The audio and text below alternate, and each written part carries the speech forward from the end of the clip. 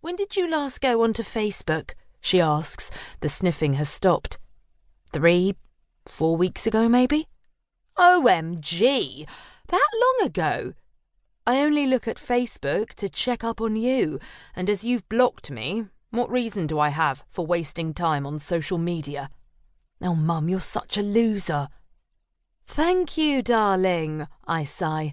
I'm used to the derogatory comments. I'm out for a drink with a friend, so if you don't mind, you need to change your password. I'll refriend you. I will change my password tonight, I promise. Bye, darling. The evening loses some of its sparkle after the conversation with Mel. I stare at the way Ben's lips move, the thin top lip eking out a little to the side, twitching slightly as if a tiny nerve is caught.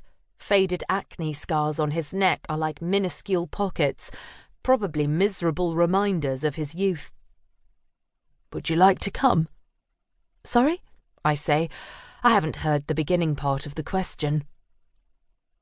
You're upset about something your daughter said. It's quite all right. Why don't we reschedule? I was wondering if you'd be free to join me at the theatre on Friday evening.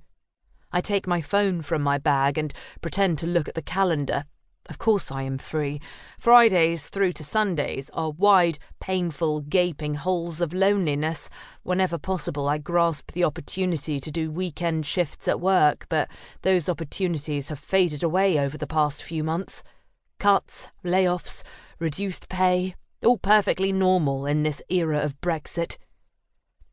Thank you. I put my phone on the table. That would be lovely. How very civilised. I can't remember the last time I went to the theatre, or even the cinema for that matter. He polishes off his beer and gently places the glass back onto the table. I finish my white wine and we grin at each other awkwardly. He offers to drive me home, but I decline. It is, after all, only our second date, and I'm not sure if one quick drink even counts as a date. Home used to be an airy modern house on the outskirts of Cranley. It was where Mel grew up, where I tended the garden and made hearty Sunday lunches for Ian and our extended families. Often called the largest village in England, Cranley has it all. M&S on the high street, plenty of quirky independent shops, a village green and a true sense of community, and we were part of it. That was until one Friday evening shortly after Mel turned 14, when Ian announced he had fallen in love with a colleague and wanted a divorce. I begged and wailed and blamed myself. I withdrew. Then I got angry, and eventually, and reluctantly, I accepted our marriage was over, and it was up to me to determine the second half of my life. During the last 2 years, home has been a 2-bedroom top-floor flat in the centre of Horsham.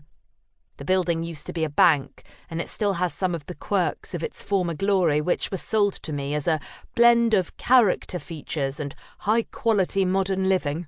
The pneumatic tube system winds its way through the communal corridors, now devoid of money and filled up with dust.